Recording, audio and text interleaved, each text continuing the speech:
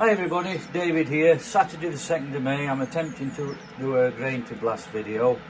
A mate of mine, Michael Halls in Cape Town, South Africa, gave me this recipe. I think it's a sort of a New England style IPA. It's called Break and Enter, and I believe this is version 2, but I have tweaked it a little bit. I've got a total grain bill of 7.2 kilos. There's some in there and some in there. Whether it'll all go in there, time will tell. I'm trying to get up to 67 to mash it in. And I think, yep, coming up. There's 23 litres there. I've added water salts and everything. So what we've got flaked oats, flaked wheat. We've got acidulated malt. We've got a bit of carapils. We've got a big chunk of wheat malt and an even bigger chunk of Pilsner malt. So, and there's maltodextrins going in at the end of the boil.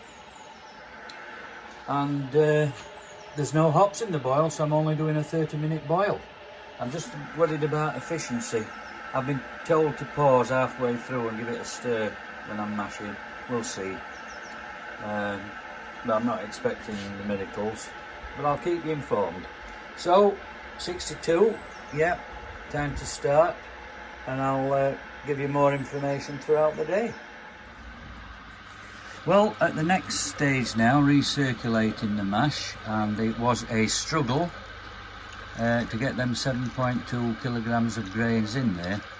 I did put some rice hulls in. I'd got a couple 100 grams to put in. I only managed to put 100 grams in. It's right to the very limit, that.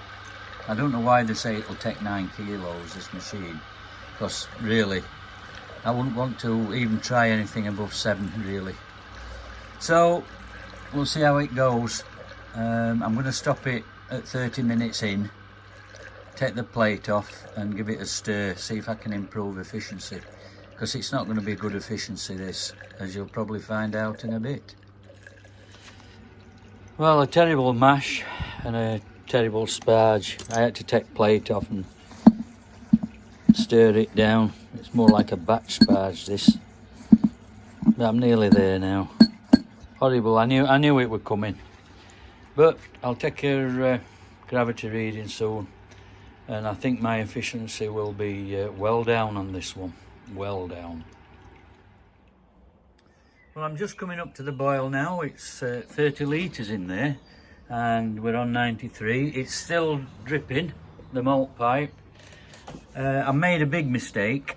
I have ended up with 79% brewing efficiency, which isn't bad, really. But I got a pre-boil gravity of 1058. It should have been 1060. But I suddenly thought there's a lot of wort in there. It should be 28 litres, not 30. And the reason there's 2 extra litres is because I put a 60-minute boil down in my calculations when it's a 30-minute boil. So I've ended up putting 2 litres more sparge water than was asked for.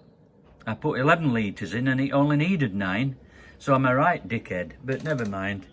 Somebody's got to be stupid, I suppose. Never mind, we'll see what happens. Well, 10 minutes to go. Should have 300 grams of maltodextrin in. I think it had only 269 left. But it's only for mouthfeel and stuff, so get in there. That's it, give it a good stir, that.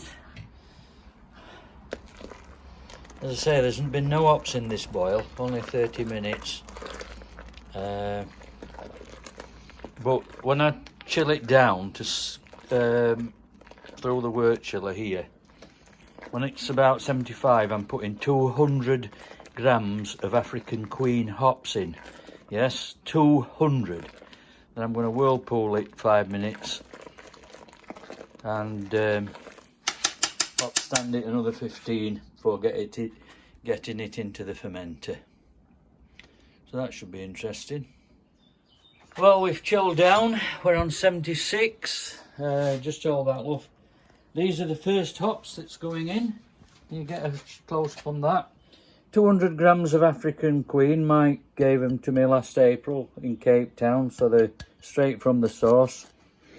Lovely smell. I think they're about 11.6 alpha acids, 200 grams. Should go in at 75, but I think 76 is near enough. I should have been whirlpooling before I started, but I'm going to give it 5 minutes whirlpool and just leave them another, well, can you get a picture? Look, 75. That hits the magic spot. Yeah. I'm going to then give them another, what, 15 minutes up stand. Let's get a bit of a whirlpool going. So I'll carry on for 2 or 3 minutes and I'll leave it another 15.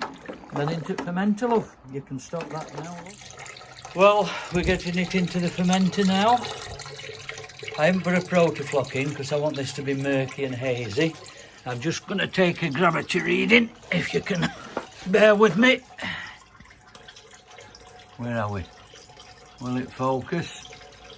It's supposed to be 1066, it's not focusing. Bloody hell. That looks like 1070 to me. And I put 2 litres too much water in. I'll have to take a photograph. But that looks remarkably like 1070. Oh, I'm over at target. What would it have been if I had to put them 2 extra litres in then? Anyway, you carry on, love, you're doing a good job. Well, we're transferring the brake nenter now. After about 13, 14 days. I'm transferring it into that bucket and then I'm going to try and chill it in the fridge for another 3 or 4 days at 3 degrees. It's had the second dry hops in. So that were another 50 grams each of Citra, Equinox and Eldorado. Same as the first dry hops. So it's had 500 grams in total. I think we might get 20 litres. Let's have a look at the colour of it. Bit murky. I'm wanting a lot of that yeast and stuff to drop out with the chilling. We'll see. It's supposed to be a hazy, murky beer anyway. It's going to be in the 7% bracket, so I'm a bit over target. Well, that's the brewing footage over. It's time to taste it. This is the brake nenter. I bottled it all. It finished at 6.83%. And it worked out roughly there were 25 grams of hops per litre, so it should be quite a tasty one. It was released in South Africa as in a can, I don't know how long ago, and it was just a limited release and it sold out immediately. And I've had this recipe in my book over a year now before I've finally decided to brew it. So without any further ado, let's try it. And well, a nice pop there and some smoke, so it's carbonated. Actually, it's only been bottled a week. I bottled it last Monday, but this sort of beer, New England IPA, needs to be drunk fresh. Ah, now look at that colour. The original, I think, was more orange, but I tweaked it a bit, the recipe. I put carapils in. I'm hoping this is going to be like Verdant. Ooh, the smell, I can... Straight up everything, there's no sediment in there. Look at that. Get a close up, my camera lady. Look at that colour. Golden, dark golden, slightly darkish yellow, yeah. Murky. I can smell it from here. The aroma of the hops hit you straight away. Oh, lovely. There was Citra, Equinox and Eldorado in. There was 150 grams in the first dry hop, 50 grams of each. And then I took them out after so long and put exactly the same in again, another 150 grams. But remember, it had those 200 African Queens in the whirlpool. Smells absolutely gorgeous. Citrus, orange. Oh, just a basket full of fruit. I can smell all sorts of fruits in there. Mango, guava. Look at that colour. That's just what I was aiming for as well. Nice little white head. Just reminds me of pouring a Verdant, that. So let's try it.